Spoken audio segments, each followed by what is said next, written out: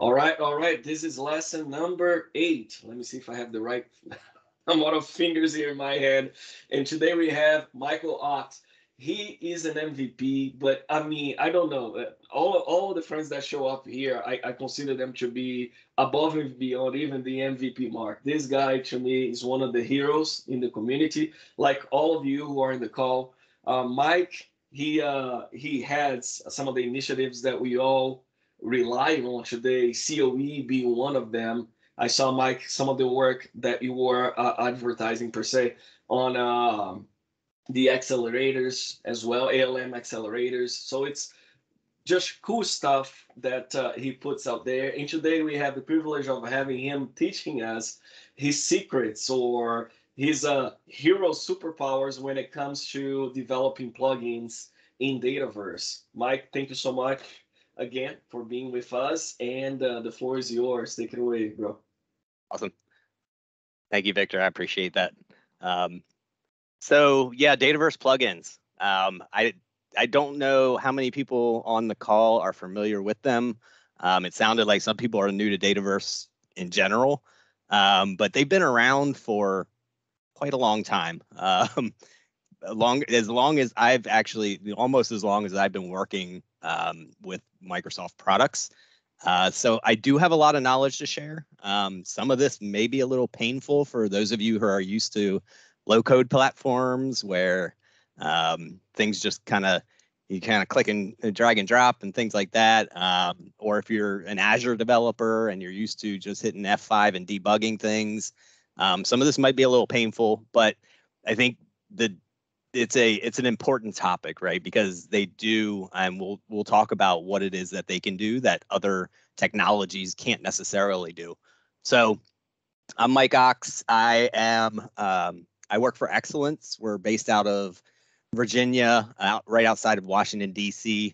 We are my colleague Aiden Cascella and I work together. We're a consulting firm, and I've been a vendor with Microsoft now for about a year and a half, maybe longer, and working with the PowerCat team on their initiatives to build tools and and filling gaps in the platform and things like that. And it's been a really good experience for me. There's my info, but we'll go ahead and jump in. I think I need to bring it up over here. Let's see, there we go. See if this works. Yep, there we go. Right.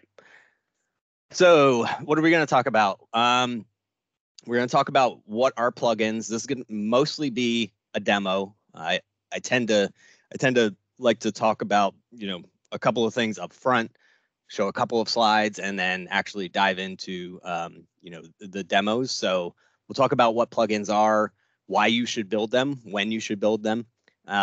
We'll talk about what can we build with plugins, which is an interesting story. They've evolved into things that I generally wouldn't have seen 10 years ago when we were doing CRM 2011. But they continue to be relevant in the story, even though we have low code solutions to some of the stuff that you're going to see today. And we'll talk about that when we say what can we build, and then how do we build and use plugins, and that's going to be the demo part. I didn't actually put Q&A at the end of that, but hopefully we'll have some time for Q&A at the end as well. All right, so what are plugins? So code first extensibility, and the Power Platform has evolved into something that is low code friendly.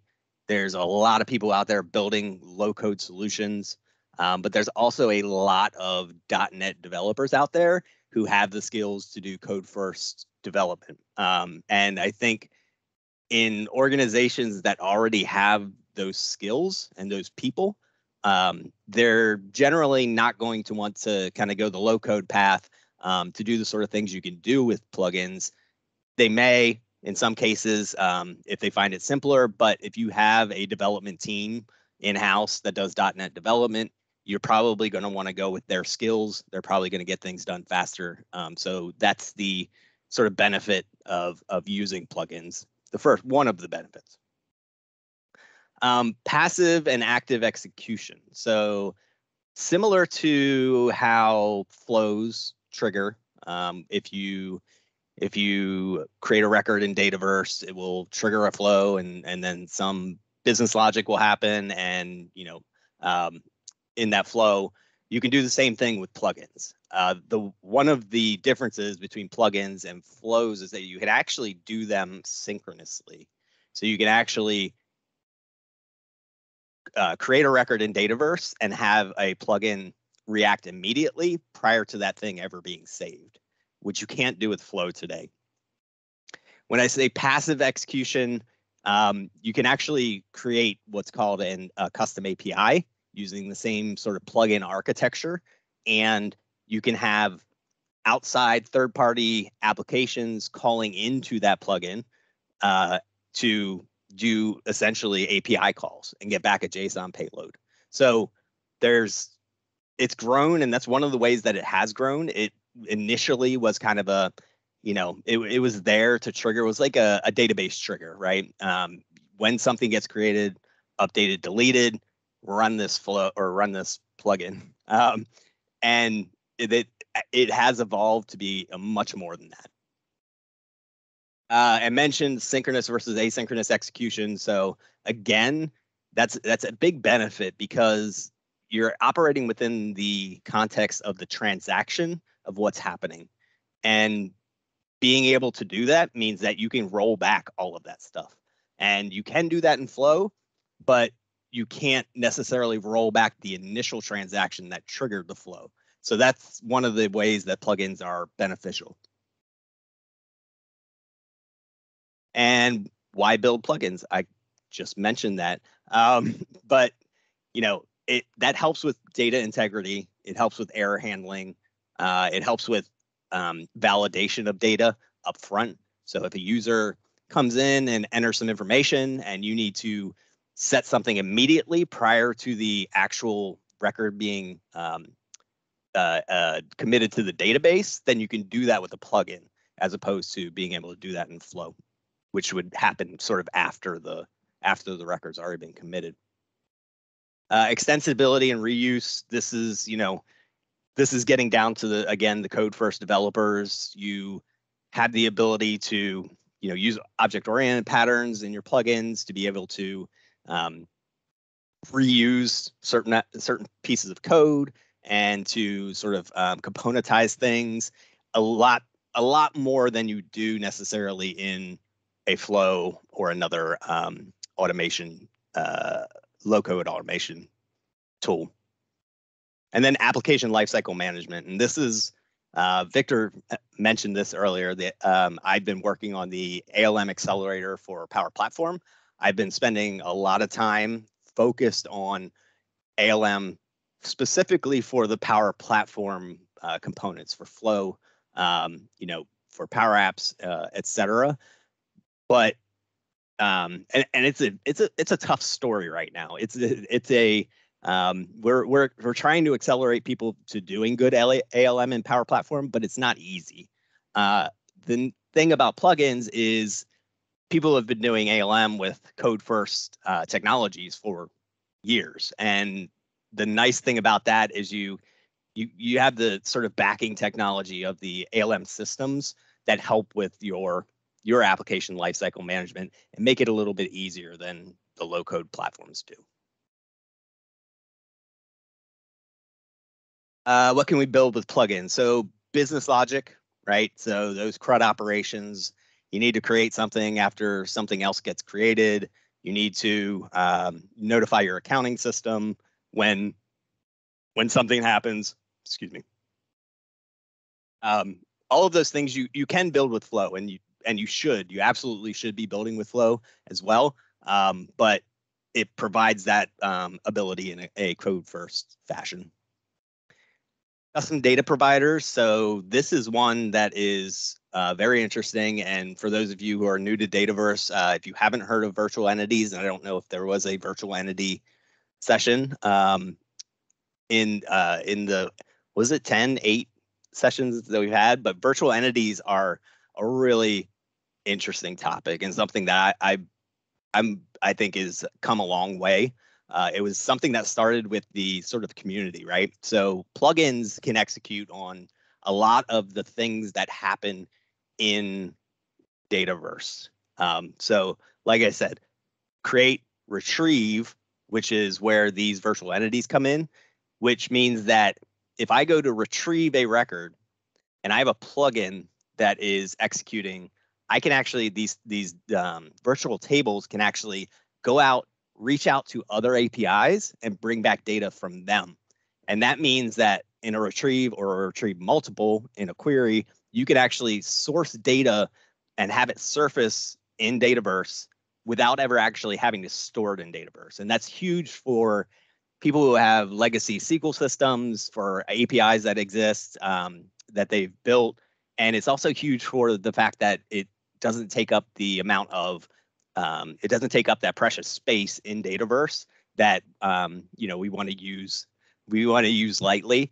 So, and they've recently, it's been pretty recent anyway, I think it was last year, introduced the ability to create and update and delete as well on virtual tables, which is awesome. But you can actually create your own custom data provider. And we won't get to look at that today, but I put in an example that I created, which was an initial SQL virtual virtual table data provider that you could kind of look at and take some inspiration from if you're interested in doing that. Again, I mentioned custom APIs. These are, you're building C# code in the context of Dataverse, and anybody outside of Dataverse or in your forms, or in your, if you're creating, React forms and things like that to surface inside of Dataverse, you can call those APIs to surface information. You can also call those custom APIs to execute very specific sort of business logic, which is pretty amazing. And obviously there's technologies out there that allow you to do that. You could create an Azure function. You can create your own website in Azure. You could spin up a VM and run that, all that stuff. But the cool thing about plugins is you don't need any of those resources. Like if you're paying for Dataverse, you're already getting those resources, that compute resource, for free. So to an extent, but you can also, it's kind of self-contained, right? So you don't have to necessarily have an Azure subscription to create what would essentially be an Azure function. All right. So again, the API story I'm not going to cover in the demo, but I think we've got enough to cover with just sort of our vanilla plugins and how you get started with plugins. And this is for those of you out there who's been doing this for a long time, it's maybe a little bit contrived, and it may be, I've seen this before, but I wanted to kind of cover the basics, how you get started with creating plugins and how you test them and how you debug them, because that's an area where I think a lot of people get frustrated with plugins if you don't know how to do it. And I think that knowing, getting that information up front might take you a long way to creating your own plugins. I'll go ahead and get rid of this. And are you guys still seeing my slideshow? I know that happens sometimes.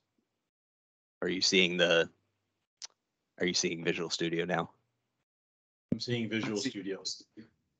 Thanks, appreciate it. Okay. If you can make the letters a bit bigger on Visual Studio, it'd be great whenever we go there. Thank you. Yep, absolutely. Good call. So I'm going to come back here. All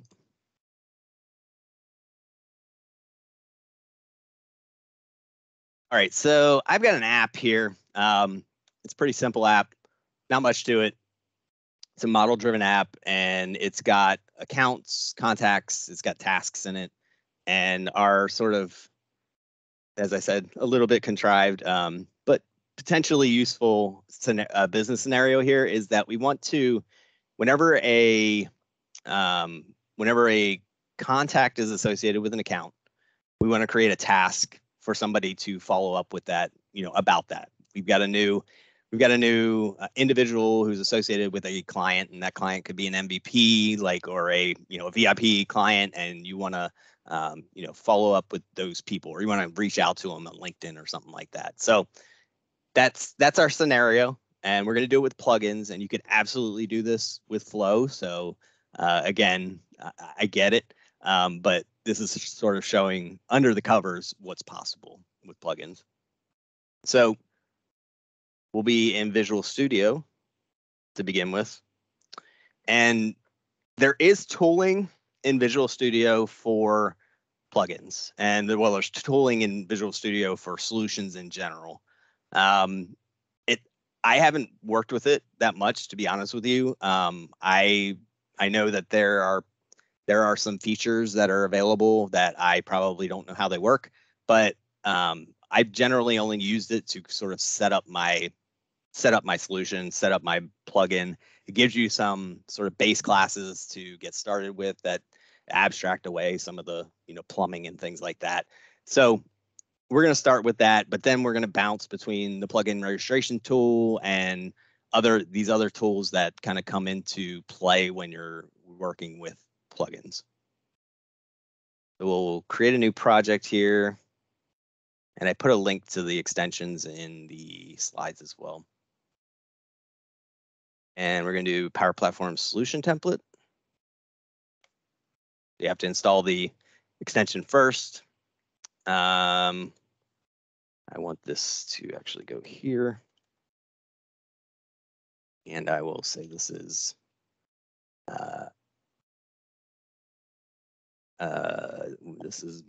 plugins. I don't know, something like that. My plugins. How about that? All right, so that looks good. We'll click create. I've already logged in here previously. If I hadn't, those of you who are familiar with XRM Toolbox or any of the other sort of client tools out there for Dataverse, you'll get the standard sort of single sign-on dialogues in order to create this connection. In my case, I've already created the connection, so I'll use that one. And I'm going to create a new solution. So the equivalent of what we would do in solutions in the Maker app. This is going to be plugin solution. I'm not doing so good with naming things today. Naming things is hard. Here we go. And it happens to be in an org. We'll just pick this. We'll pick default for now. That's fine. 1000. Click next. All right, we want to add new items. So we're going to add a plugin to this. We have the ability to add plugins, customizations, and workflow activities. Workflow activities, I didn't really touch on those actually. And I think that was one of the things that in Victor's tweet that he had mentioned. A custom workflow activity or custom operation traditionally has been something that something that it's a plugin. It's a lot like a plugin. You can use it almost exactly like a plugin, but it hooks into the workflow system. And when you trigger a workflow, you can sort of chain and you can create workflows in Dataverse, and you can kind of chain things together. And it's kind of like Flow. It was like Flow's precursor, but you could plug code into that flow essentially and actually execute these custom activities. So we'll look at how plugins work. We're probably not going to get to workflow activities. I'm going to add a plugin project and project name here. So don't need that. There you go. So plugin project is my plugin project. And done.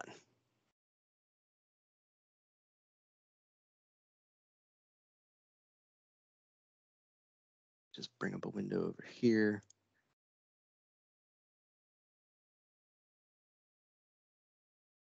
Okay, that looks good. All right, so here's our sort of solution that we just generated. That solution, I believe, gets created immediately. It may not. You may have to actually publish it first. Let me just check if it just now.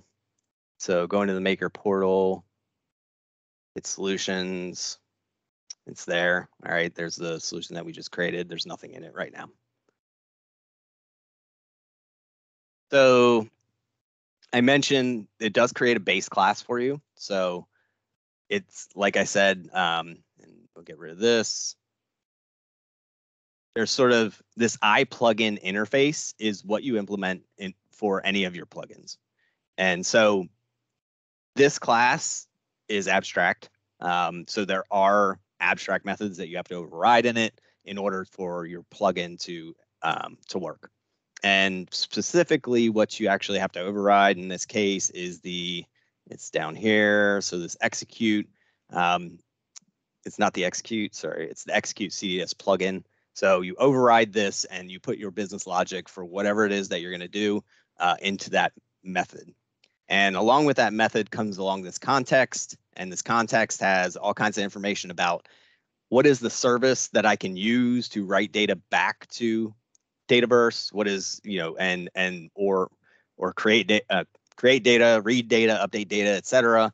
It's got information about what the entity in the system was that triggered this plugin. It's got information about what the action was. So was it on account create, or was it on account update, or was it on contact create, etc.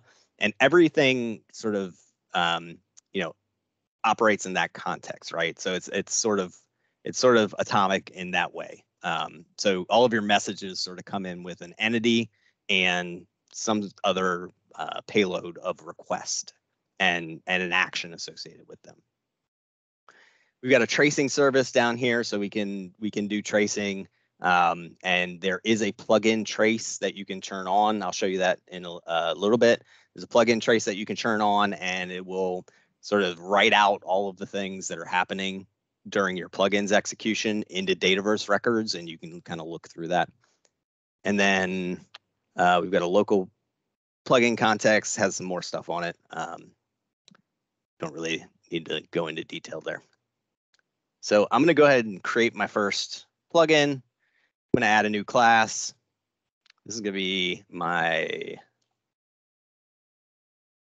plugin. Okay, so I'm going to house all of my contact-specific plugin information in here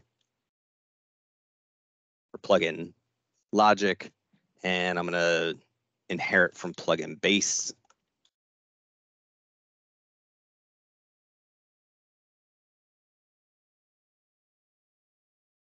And then we need to override we need to implement the constructor plugin. I won't make you guys sit through me doing all of this typing. All right, so there we go. We've got our first plugin here, sort of sketched out. So I'm going to bring in some other code here, and you'll see that we're overriding that execute CDS plugin. So we're getting the information about what triggered this. We're getting the information about who triggered it. We're getting the information about how to contact the service in that user's context. And what we're doing is essentially taking these post entity images, and I'll show you how they come into play. And we're looking for a specific attribute, parent customer ID. And this is what I said, our scenario is the contacts parent customer got updated. I think by default it's account name on the contact. And we want to trigger something. We want to do something in response to that. So in this case, I'm getting it on my image. I'm checking to see if it's actually come in. If it's null, If it's not null, I'm going to go ahead and create my task. And the subject of that task is a new contact has joined and the name of the parent customer. Then there's these, there's regarding fields on all of the activities in Dataverse. And in this case, I want to set that regarding to the contact itself so that the person who picks up that task can easily drill down into the specific contact that got associated with that account. And the last thing we're doing here is just creating that task, calling back into the service. Let's build that. I lost my, no, I need to add some references here. Oh. All right, so we have a plugin that does some stuff. I'm gonna go, we'll look, if we look under here, you'll see that now I have my plugins.myplugin project DLL.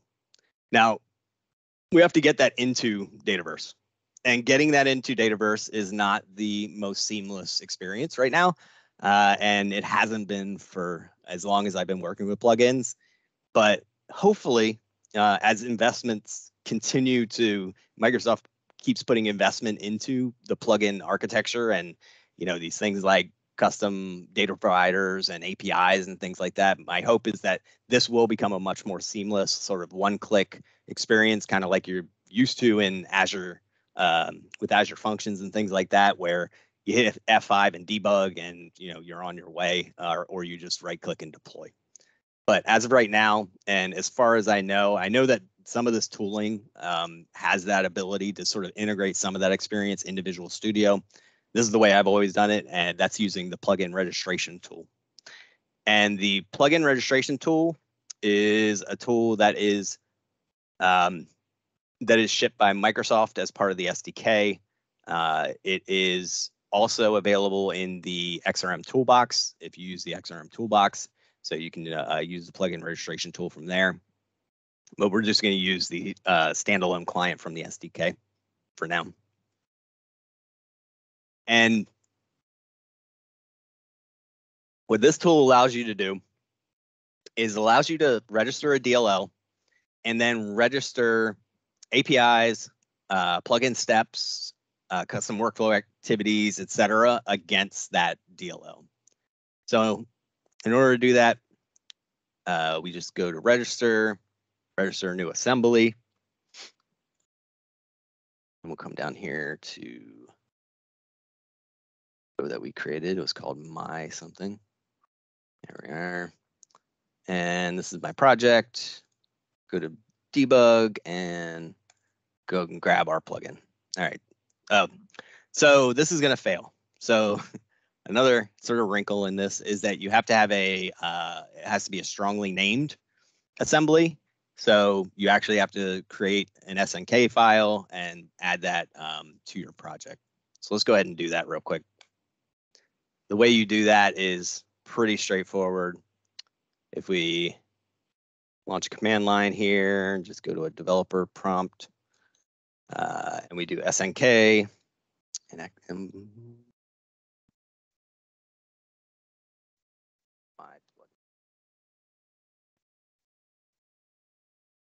do SNK plugin.snk. Yeah, that's a bummer.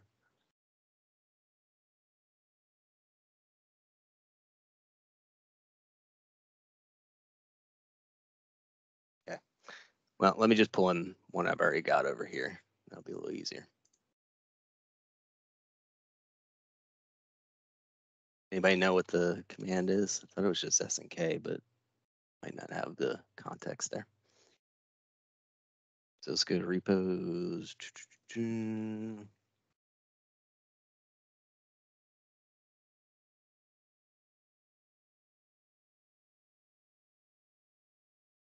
gonna just paste this one in. And this is sort of a self-generated public and private key that signs your library. Rebuild that.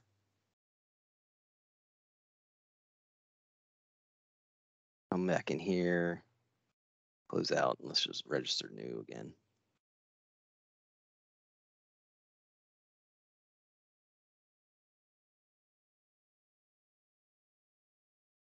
Oh, sorry, missed another step. Isn't this fun? All right.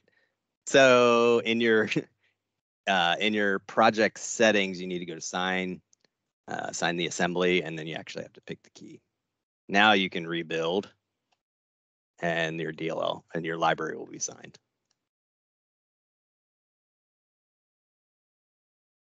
So for those of you who just started working with Power Platform when when the low code tools came out, this is what we've been doing before that got here. So pretty awesome. All right, so that's gonna register. That looks good.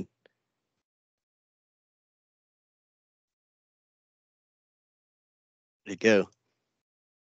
Just quit on me. All right. Fair enough. Back.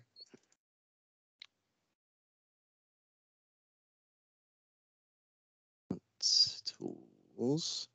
Plugin registration. There we go.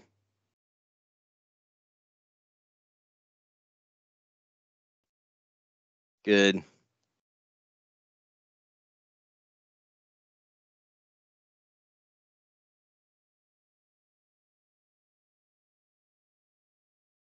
So, all right, basically what we're going to do next is we actually have to register our plugin against a specific entity and a step. We have to pass it in some information about the those images that we're looking at in our plugin as well. And in order to do that, we've got a whole bunch of these plugins in here, assemblies in here already. You can see a lot of them are Microsoft assemblies. So Microsoft is using plugins as well, which means that they're probably going to invest in making this a little bit more seamless in the future. So here's my assembly. I can register a new step from here. My message is going to be, let's say update. We'll just do an update for now. My entity is contact. And I have filtering attributes. So a filtering attribute is essentially, do you want to run this on anytime any attribute in that contact is changed, or do you just want to run this on a specific attribute? In our case, all we care about is that parent customer ID. So I'm going to deselect all here, and we'll just go with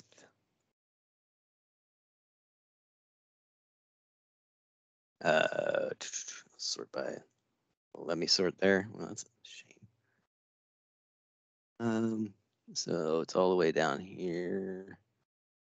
Thought. Business name, account name. That was account name. All right. Well, in that case, I'm just going to select all. Going to warn me, it's not ideal to do that. You kind of want to have those filtering attributes. And we're going to run this in a particular stage of execution. So we want to run this on post operation. And this is where things get a little bit esoteric. Since everything is happening sort of within the context of a transaction, in the pre-validation stage, that's prior to the transaction. That's prior to the entity or the thing getting actually committed into the transaction or the database, right? So you can do things in the pre-validation stage. You can do the same things in pre-operation, but it's recommended that you do them in pre-validation. You can do things like scrub the data that's coming in from the form. You can, if you want to append, a extra character to an account number or whatever it is, you would do that in pre-validation. Any other sort of things that outside of that, you would do in pre-operation, and then in post-operation, you would be, so all of the pre-stuff, you should be interacting only with the entity that is the target of that plugin. Meaning, I want to update fields on this entity prior to committing it to the database. Everything you do in a post operation is stuff that you would do to create other things, right? Like our task. And the reason being is that if you try to update the entity that is being executed on in a post operation, you're going to get another instance of that. You might get another instance of that plugin firing, and you end up with a infinite loop, which will top out at 20 runs, and it'll just shut it down. But that's sort of the rule of hand is if I'm doing something to the entity involved in this transaction, I do it in the pre-stage. If I'm doing some other stuff not associated with this any, I do it in the post stage. So we're going to do this in the post, and we're going to leave it synchronous. As I mentioned, you can do synchronous or asynchronous. Sort of in the case of asynchronous, it's not in the context of the transaction. It just fires off, and it's fire and forget it. But we're going to do ours synchronously. And that looks good. All right. So it still doesn't like that I selected all attributes. Really wish I knew what the attribute name was, and it blew it just, yeah, okay. That's not useful. All right, so let's get back. Just crashed again.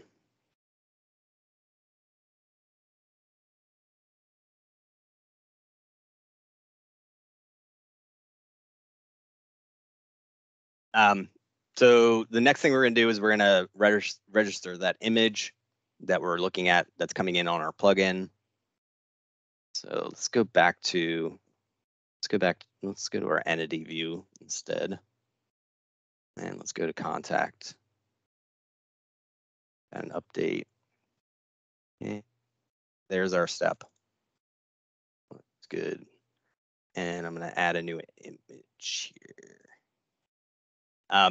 This shouldn't be necessary unless you want to get, and it's usually only necessary in like the pre-updates where you want to see what the value was before somebody made an update. But this is just kind of showing you how you would go about registering one of these things. So I'm going to just say I want a pre and a post. I give it a name and an alias, and I've never found any reason that I would give those different names, but others may have differing opinions. All right, and ID on Earth would it be named?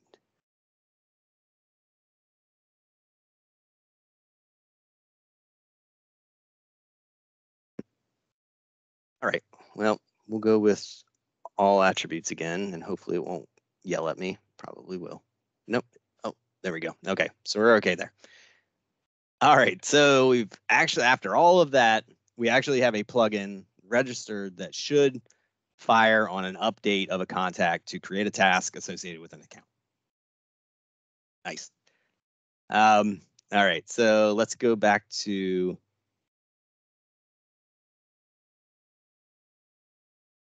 let's go find our app.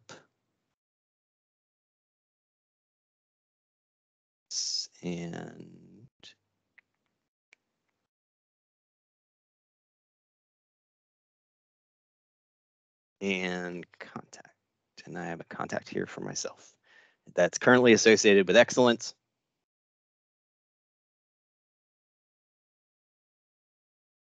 And before I do that, I'm going to fire something up on this side. So I'm going to show you how you debug these things. And again, word of warning, it's not obvious, and it's very esoteric to people who do Dataverse development. But in order to debug a plugin, you have to profile the plugin. So you can't hit F5 in Visual Studio and just kick things off. You have to actually profile it, download that profile, and then sort of attach your Visual Studio to the plugin registration tool. So I'm going to start profiling. We have some options here. This is essentially, it will just write the profile information into a Dataverse table. We can leave that as is. I think we're okay with all of these sort of default settings for now. All right, so you can see now our step is being profiled. And if I go in here and I change my company, I should see a task get created. Fingers crossed. Oh no. Unexpected implode. Oh man, that's not good. All right, well, let's see. Maybe if we turn off profiling.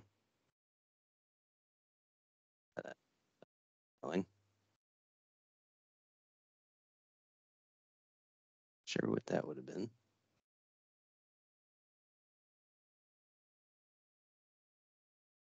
Okay. Interesting.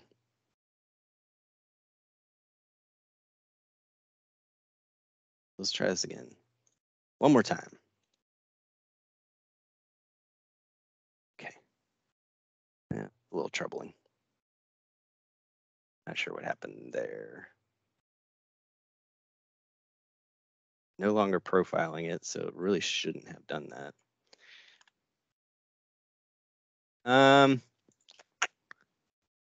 All right, well, I think at this point, maybe I was going to show you how the profile works. It doesn't seem to be working, but in the interest of time, my lead up here was that this is a painful process, and especially if you're using the profiler as your debugging tool, go profile it, set, go execute the thing inside of your Dataverse environment, download the profile, attach the debugger, then you can kind of step through it. And that's painful, but it's helpful because these things are running on a server that Microsoft has, in its cloud and doesn't necessarily want people attaching debuggers to. So what you really want to do is, and if you get into this case, this is kind of what you have to do. But what you really want to do is test these things locally and not have to go through all of this pain of running debugger, in the environment itself.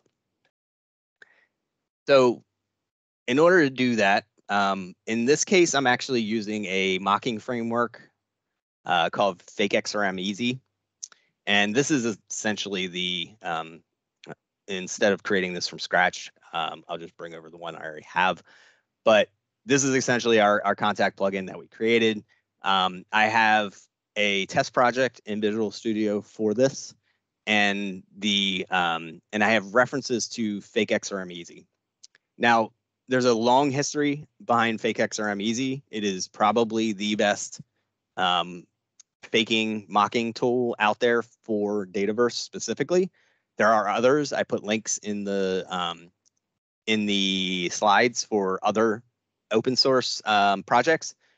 FakeXRM Easy can be used for personal projects for free, and it's but there are, if you're in an organization or an enterprise and you're using it, in a for-profit way, there is a licensing fee for it. It's probably worth it if you're doing larger scale plugin development or Dataverse development. So this is using the FakeXRM Easy framework.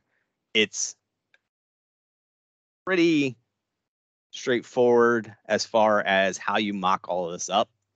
And if you're not familiar with like mocking frameworks or how sort of unit testing works in development, you essentially have to take all of those things that your application relies on, and you have to create implementations of them that satisfy or that mock the thing that is sitting, that is in the application. So in our case, we're getting this XRM faked context, and that's a class that comes with FakeXRM Easy. So it kind of gives us that faked context that looks just like the context that we would use in our plugin, but in this case, it's a fake. And we also can get an organization service from that. We are creating an entity here, so our contact entity, and an account reference, and our name is Contoso. Our parent customer, we're setting that to our account reference. We're setting up our image that we're looking at when the plugin executes here. And then we are, after all of this sort of setup, we are actually executing the plugin itself, and then checking that yes, we have a task created, and yes, the name of that task is exactly what we specified in our plugin. And the amount of the work that it would take to build this from the ground up is pretty substantial. So again, I do think it's a really good tool, and it's easy to get started with as well. But there are other frameworks out there. One of them, this one actually works with both early bound and late bound. There is one out there by Daryl Labar. His works with specifically with early bound. So, depending on your flavor of choice, you could use either one. All right, so I'm going to kick this thing off, and we'll see how much easier this is to debug and to actually step through our code than it was for us to do it with the profiler, which failed really terribly. All right, so I want to debug my test. All right, so we did all of our setup, and now we're at the point that we're going to actually execute our contact plugin. So I can jump into that. I can jump into the specific code I wrote. If I step over that, I can see that I have a parent customer. That's an entity reference. It's got a name of Contoso. That's exactly what I'm expecting. Perfect. I can add a watch on that, whatever you would do in a normal debugging session. If it's not null, I'm going to go in here. I'm going to create a task. And this is the big deal around using a mocking or a faking framework is when you're able to do things like this really simply, because you're creating a record in a database in memory. So behind the scenes, it's keeping track of all of that information that you're creating. It'll allow you to query it. It's pretty slick the way it works, but without all of the right. So it's basically a rewrite of Dataverse in memory while you're running it locally. So now, and we're not actually, so again, just for clarity, we're not actually writing anything into Dataverse at this point. It's all in memory. All right, so create it. Looks good. Step out here. And down. Okay. All right, and then again, so super simple. I want to get all of the tasks with a query. I want to here are my results. I can see I have one. That's what I'm expecting because only one should have been created. And if I look at the subject of that particular add watch, a new contact has joined Contoso. Perfect. So our test succeeded.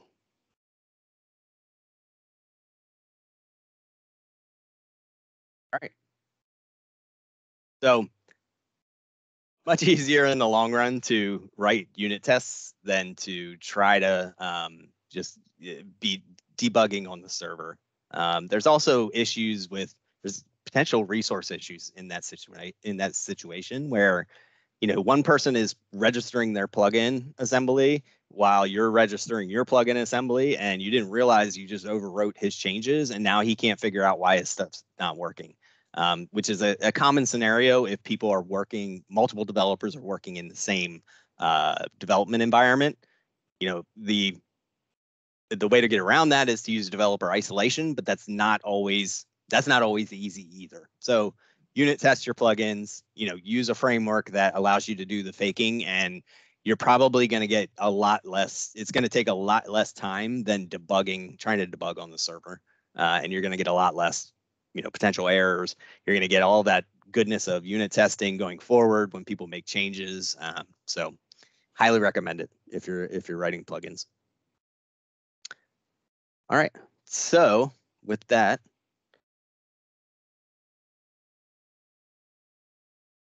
I'm going to jump back to do that.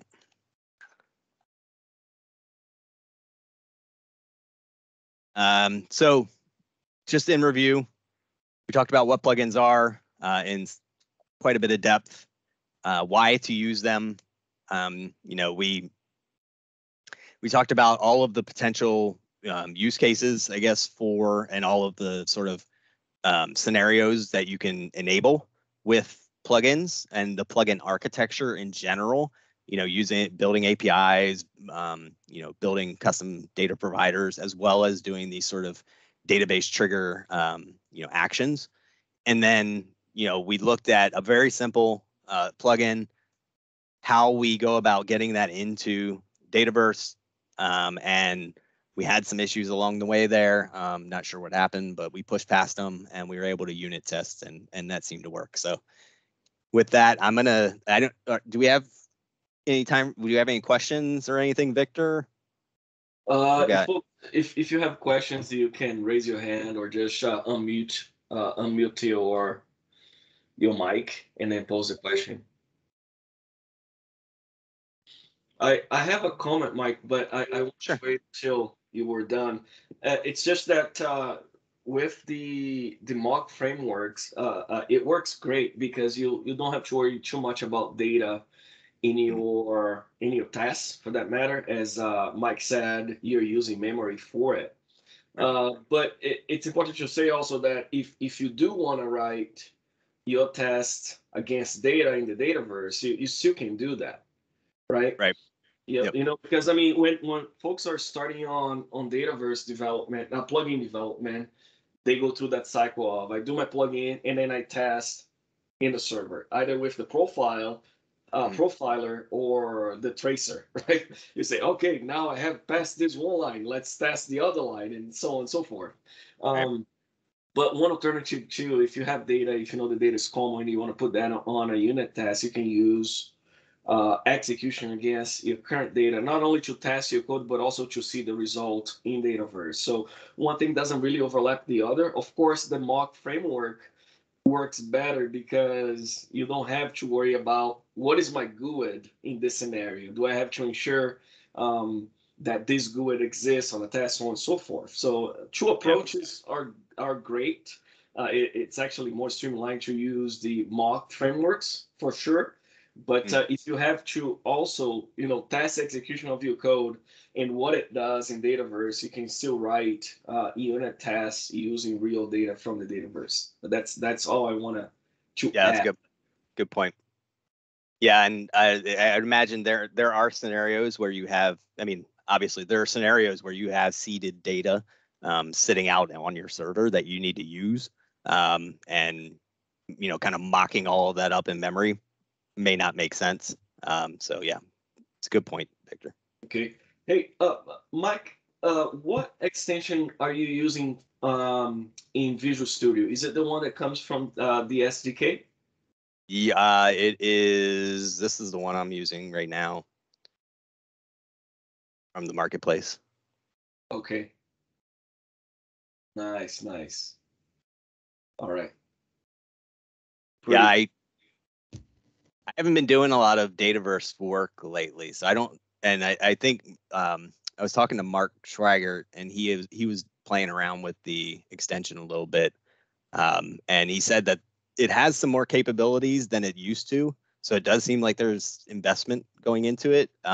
So yeah, I'd be interested to see a much more streamlined and approachable interface within Visual Studio, and kind of not have to worry about plugin registration crashing on me. Yeah, for sure. All right. Anybody else wants to ask a question, make a comment? Maybe talk about what particular setup you have for your plugin development. Yeah, I can say something. So if you are interested in writing unit tests, I gave a talk last year in the Dataverse Summit, and it was using fake XRM Easy. And this is the fake XRM Easy shirt that Jordi gave to me, because I'm the second contributor to the library, So Nice. yeah, and there is one thing about the profiler, no? Usually what I don't like about the profiler and why I love the unit test is that you have to cause an exception. Let's say you have to record that exception in the Dataverse. Then you have to sort of reply that context, but it's not, there are some edge cases because it's not really a reply, no? You are attaching to that context, but Yeah. if you query Dataverse from that context, you are doing the query live at that moment. Right. So that has made me lose like hours sometimes because you don't really get it. What is going on? The context said that there should be a record, but there are two, no? And it throws. And those Yeah, it's kind of a of playback instead of actually real time debugging. Yeah.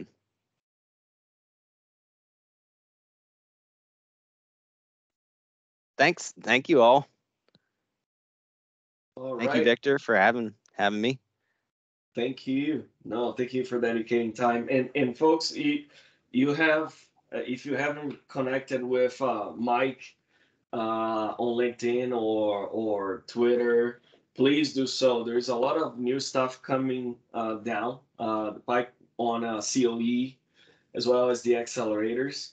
So this is for ALM accelerator for that matter. So it's a good contact to have. So go ahead and bug him on on Twitter, ask questions. It's always good. You know, I was doing a talk with the Portuguese community in Brazil yesterday, and they said something along the lines of you know, you gotta know a lot of things in the platform to stay up to date. And my approach to this is essentially I know a lot of people who knows. I don't know much. I just know the people who knows, and then you ask them the right questions, and they'll give you answers. So we are very fortunate to have you here today, Mike, Batten, Awesome. and everybody else that's here, Andre, Pranav, and his dad. So it's a good community to be part of. So really appreciate folks dedicating time.